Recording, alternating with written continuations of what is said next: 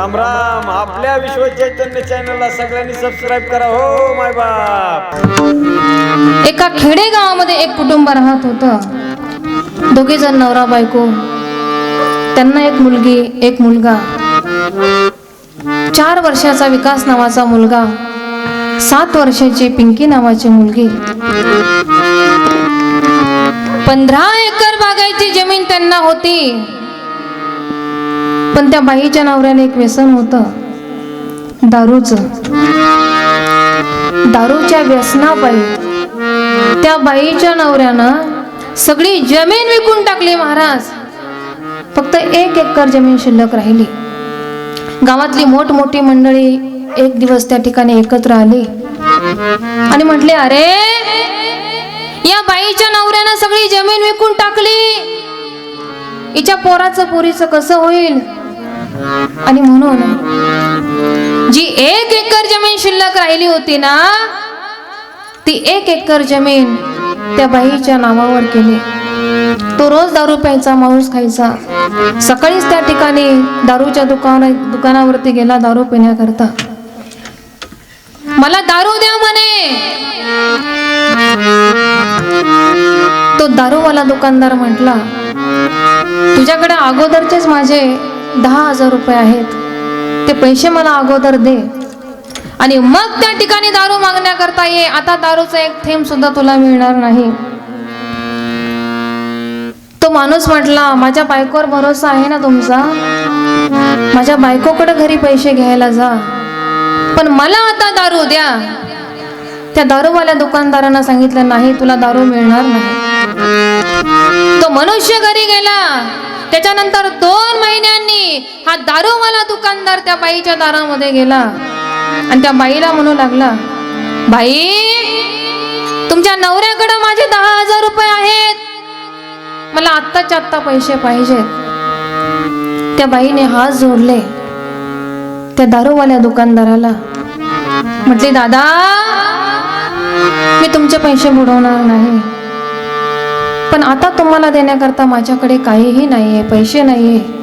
तुम्ही फक्त 6 महिने माझ्या दरवाजामध्ये येऊ नका, माझ्या दारामध्ये येऊ नका. आता मी तुम्हाला पैसे देऊ शकणार नाही. त्या माणसाने सांगितलं, ठीक आहे. तो निघून गेला. 6 महिन्यानंतर पुन्हा 6 महिने बोलता बोलता निघून गेले. 6 महिन्यानंतर तो दारूवाला दुकानदार त्या बाईच्या दारामध्ये आला. म्हटलं, बाई मला आत्ताच्या आत्ता पैसे पाहिजेत. त्या बाईनं बुटासहित पाय धरले महाराज त्या दारूवाल्या दुकानदाराचे. म्हटली, दादा मी तुमचे पैसे देऊ शकत नाही हो. जी 1 एकर जमीन शिल्लक राहिलेली आहे तीच पिकत नाही. माझ्या लेकरा बाळांच्या शिक्षणाकरता सुद्धा माझ्याकडे पैसे नाहीयेत. मी तुमचे पैसे देऊ शकत नाही. त्या दारूवाल्या दुकानदाराच्या अंतकरणामध्ये विकार उत्पन्न झाला, वाईट वासना निर्माण झाली. त्याच्या नजरेमध्ये वाईट वासना निर्माण झाली आणि तो त्या बाईला म्हणू लागला, बाई पैसे देणं होत नाहीत ना, मग माझा पती म्हणून स्वीकार करा. पुन्हा तुम्हाला कधीही मी पैसे मागणार नाही. त्या बाईची तळपायाची आग मस्तकाला गेली महाराज. ती म्हटली, अरे मी माझी किडनी विकेल, माझं रक्त विकेल, तुझ्या पैसे बुडवणार नाही. सकाळी 10 वाजेपर्यंत तुला तुझे पैसे तुझ्या दारामध्ये हजर होतील. आता तू क्षणभर सुद्धा माझ्या दारामध्ये थांबू नको, चालता हो. तो माणूस निघून गेला. ती बाई घरामध्ये गेली.